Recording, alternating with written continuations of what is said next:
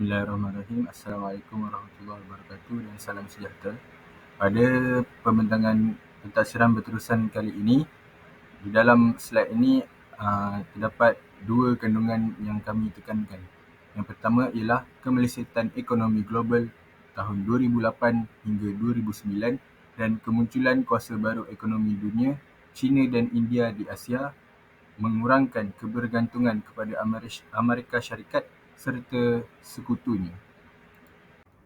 Pada pembintangan kali ini, saya Muhammad Harzuddin bin Muhammad Taharuddin akan bergandingan dengan ahli kumpulan saya, Ku Muhammad Ammar bin Ku Abdul Tawab dan Muhammad bin Johar. Yang pertama ialah pengenalan. Malaysia pernah mengalami krisis ekonomi pada tahun 2008 dan berlalutan sehingga menjadi tahun 2009. Krisis ekonomi global pada 2008 sehingga 2009 juga dikenali sebagai krisis kewangan Amerika Syarikat 2008. Telah memberi kesan yang signifikan di peringkat global termasuk di Malaysia. Krisis ini bermula dari keruntuhan ekonomi, perdagangan dan gadai janji subprima perumahan di Amerika Syarikat yang kemudiannya meluas ke seluruh dunia. Bursa saham di pelbagai negara turut mengalami penurunan yang ketara akibat krisis ini.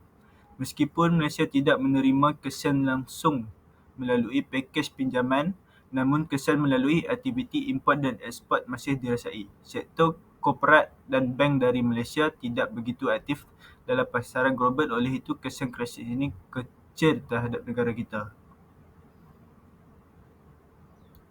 Seterusnya ialah punca-punca berlakunya kemelesetan ekonomi. Yang pertama ialah lambakan hutang yang tidak terbayar sehingga menjejaskan kecairan tunai institusi kewangan di negara Amerika Syarikat.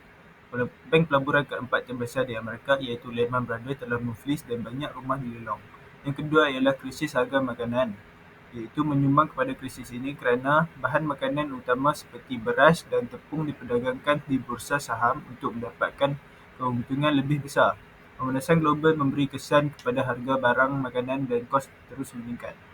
Yang ketiga ialah liberalisasi ekonomi terjejas kerana sepatutnya ekonomi sesebuah negara tidak boleh terlalu tertutup dan kuasa beli rakyat haruslah dipertingkatkan untuk mengurangkan krisis ekonomi.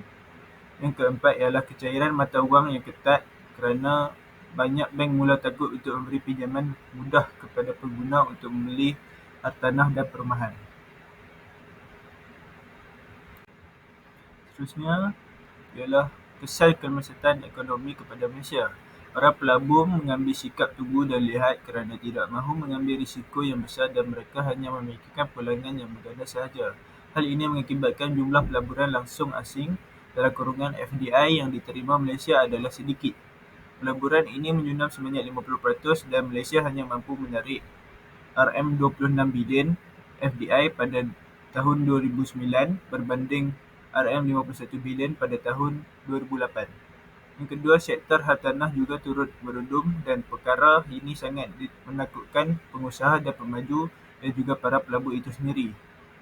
Seterusnya, sektor pelancongan yang terjejas sekaligus menarik sekali industri yang berkaitan dengannya turut merasainya, seperti perhotelan dan industri kecil dan sederhana. Yang keempat adalah perdagangan antarabangsa turut merosot dan jumlah ekspor juga jatuh. Situasi ini menyebabkan kebanyakan akaun imbangan pembayaran negara di dunia mencatatkan angka defisit. Malaysia menerima lebih kurang pesanan daripada luar yang menjejaskan industri perkilangan tekstil dan elektronik. Yang kelima, bursa saham Malaysia turut mengalami kejatuhan yang amat ketara ke paras 800 mata akibat kesan krisis kewangan global. Yang terakhir, krisis ekonomi di Thailand antara 14 Julai 1997 hingga 7 Januari 1998 memberi impak signifikan terhadap Malaysia. Nilai ringgit jatuh dari RM2.50 kepada RM4.88 terhadap 1 USD dolar. Sementara pertumbuhan KDNK merosot dari sektor 7% pada tahun 1997 kepada sektor negatif 7% pada tahun 1998. Ekonomi negara lemah dengan sektor korporat kesulitan mendapatkan kredit dan mengalami peningkatan hutang yang tinggi. Seterusnya ialah langkah Malaysia mengatasi krisis ekonomi. Yang pertama, mengawal mata wang dan aliran pertukaran wang. Yang kedua, meningkatkan pengeluaran produk komoditi dan ekspor. Yang ketiga, merangka pelan jangka pendek dan panjang. Seterusnya, mengurangkan import barangan makanan dan barangan keperluan. Yang kelima, perbelanjaan berhemah. Dan yang akhir sekali, membeli barangan tempatan dan tidak menabung luar negara. Baiklah, kita berpindah kepada tajuk yang kedua, kemunculan kuasa baharu ekonomi dunia. Negara China dan India membangkit sebagai kuasa-kuasa besar baharu dalam bidang ekonomi di peringkat dunia sejak tahun 1990 selepas kejatuhan Empayar Soviet Union. Kedua-dua negara besar ini telah menjana dagangan global dan menyemarakkan pertumbuhan ekonomi dunia. Seterusnya ialah faktor kemunculan China sebagai kuasa ekonomi baharu. Yang pertama, dasar ekonomi terbuka, penubuhan Special Economic Zone, kerjasama dengan rakan dagang dan kekuatan dalam bidang teknologi. Kesemua faktor ini menyebabkan China menjadi kuasa ekonomi baharu. Baiklah, pada bahagian dasar ekonomi terbuka, dasar ini telah dijalankan oleh pemerintah China yang bernama Deng Xiaoping. Dasar ini juga menjana ekonomi China dengan membuka pasaran ekonominya kepada negara luar. Deng Xiaoping juga telah menubuhkan Special Economic Zone (SEZ). Seterusnya ialah penubuhan dan tujuan Special Economic Zone. Special Economic Zone merupakan zon perdagangan yang membangunkan ekonomi di China. Kawasan yang tergolong dalam lingkungan SEZ ini menjalankan perdagangan bebas. SEZ juga menekankan pelaburan dalam industri berat dan menggalakkan pengeluaran. SEZ telah mendapat kerjasama dalam ekonomi melalui perdagangan dengan negara asing. Terdapat pelbagai kelebihan menjalankan pelaburan di SEZ. Antaranya ialah menyediakan pengecualian cukai istimewa. SEZ juga menyediakan kemudahan infrastruktur yang meluas. Seterusnya, SEZ menggunakan tenaga buruh yang murah dan akhir sekali, SEZ mewujudkan peluang pekerjaan dan tukaran asing yang menyeluruh. Terdapat beberapa negara yang menjalankan kerjasama dengan negara China dalam bidang ekonomi. Antaranya ialah negara Thailand, Jepun, Singapura, Hong Kong, Amerika Syarikat dan juga Taiwan. Terdapat beberapa kelebihan negara China dalam bidang teknologi. Antaranya ialah semangat China dalam bidang ekonomi, mempromosikan konsep usahawan, tenaga kerja yang mencukupi, individu profesional yang terlatih dan keupayaan menghasilkan barang skala besar dengan harga yang lebih murah. Baiklah, saya akan menerangkan beberapa tentang ekonomi India dan kita telusuri bersama. Ayuh. Baiklah, yang pertama ialah kemunculan kuasa baru ekonomi di India. Terdapat 5 kemunculan kuasa baru ekonomi di India. Yang pertama ialah perkembangan ekonomi India bermula pada tahun 1951. Seterusnya ialah India berusaha mengembangkan inovasi dalam bidang teknologi, software. Yang ketiga ialah dilengkapi tenaga kerja sebanyak 509.3 juta dan 60% dan merangkumi 60% pertanian, 20% perkhidmatan dan 12% perindustrian. Seterusnya ialah pembaruan ekonomi dan pengurangan kawalan kerajaan terhadap perdagangan dan pelaburan asing. Dan yang terakhir ialah perkembangan ekonomi India menghasilkan kemajuan drastik yang dapat dilihat dari sudut GDP dan daya saing. Kita bergerak kepada faktor kemunculan kuasa baru ekonomi di India. Yang pertama, bantuan daripada negara ASEAN. Yang kedua, tenaga buruh yang mencukupi. Yang ketiga ialah perubahan dasar ekonomi. Yang terakhir iaitu yang keempat ialah penglibatan pakar. Dan berikut ialah negara-negara ASEAN. Seterusnya ialah kelebihan India. Yang pertama, mereka mempunyai sumber alam. Yang kedua, tenaga kerja yang ramai. Yang ketiga, penglibatan aktif dalam perindustrian. Dan yang terakhir, penglibatan dalam pertanian. Berikut ialah rakan dagang utama India. Terdapat 4 rakan dagang utama India iaitu USA, China, UAE dan Persatuan Bersatu Eropah. Baiklah, seterusnya kita berpindah kepada implikasi ekonomi terhadap pendapatan dan pendidikan negara.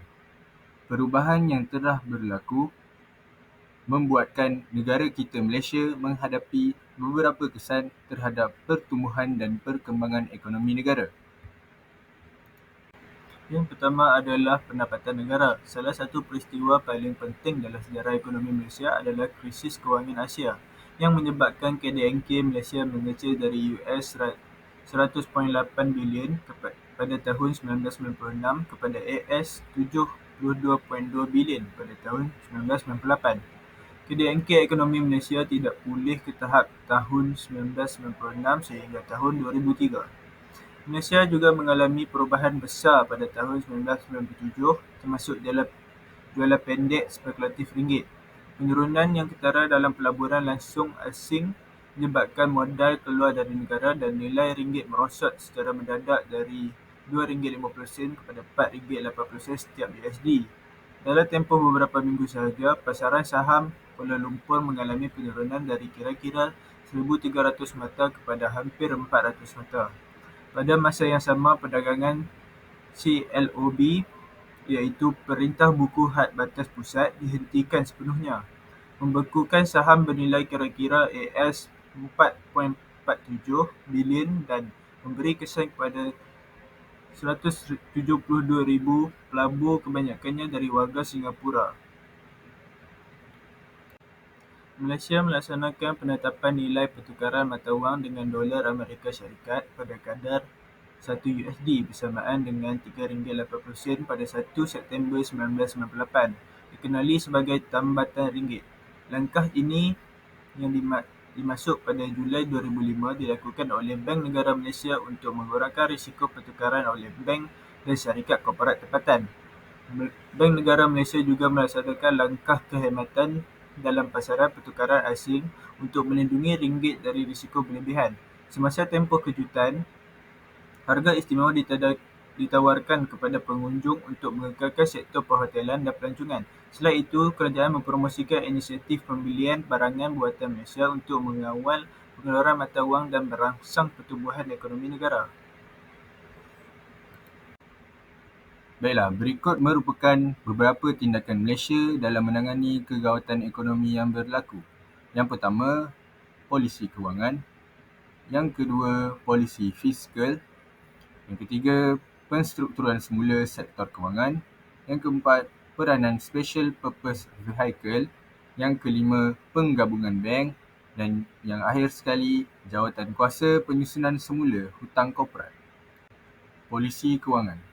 Kerajaan telah menetapkan kadar tukaran ringgit sebanyak RM3.80 per dolar. Yang kedua, polisi fiskal. Polisi ini merupakan kaedah pengiraan cukai yang diubah dari pengiraan menggunakan pendapatan tahun sebelumnya. Yang ketiga, penstrukturan semula sektor kewangan. Penstrukturan semula ini terbahagi kepada dua fasa. Yang pertama, aktiviti penstabilan dan yang kedua, proses reformasi. Yang keempat, peranan Special Purpose Vehicle. Special Purpose Vehicle ini berfungsi untuk mengurangkan beban yang ditanggung institusi kewangan di Malaysia. Baiklah, kita teruskan lagi dalam usaha Malaysia menangani kegawatan ekonomi. Usaha yang kelima ialah penggabungan bank. Kerajaan telah mengarahkan 58 institusi kewangan bergabung kepada 6 kumpulan yang besar. Seterusnya, jawatan kuasa penyusunan semula hutang korporat. Kesemua kegiatan ini dikawal dan diawasi oleh jawatan kuasa pemandu yang dipengerusikan sendiri oleh Gubernur Bank Negara Malaysia. Dan yang terakhir sekali, pasaran bond. Pasaran ini merupakan pasaran ekuiti dan bond yang cekap untuk melengkapkan sistem perbankan yang ada. Kita bergerak kepada perbelanjaan pendidikan. Terdapat 4 perbelanjaan pendidikan. Yang pertama, penekanan dan kebimbingan turut disalurkan terhadap kesihatan rakyat dan pendidikan berikutan krisis ekonomi ini.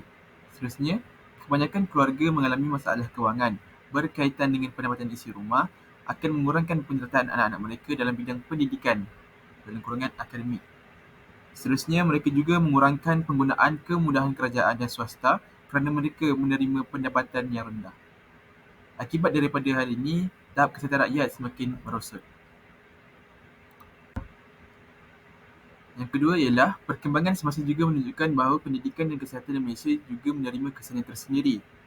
Pada awal tahun 1990-an, perbelanjaan kerajaan terhadap pendidikan melebihi 4% daripada KDNKK BOOS 1999. Kerajaan menghadapi cabaran untuk mengekalkan atau meningkatkan tahap perbelanjaan bagi melaksanakan polisi seperti yang telah dicadangkan berikutan krisis ini. Akibat daripada hal itu, kerajaan juga telah menarik semula banyak program tajaan pendidikan ke luar negara dan menempatkan pelajar-pelajar di universiti-universiti tempatan sahaja. Antara program yang dimasukkan ialah program TESOL berkembar bersama United Kingdom dan New Zealand.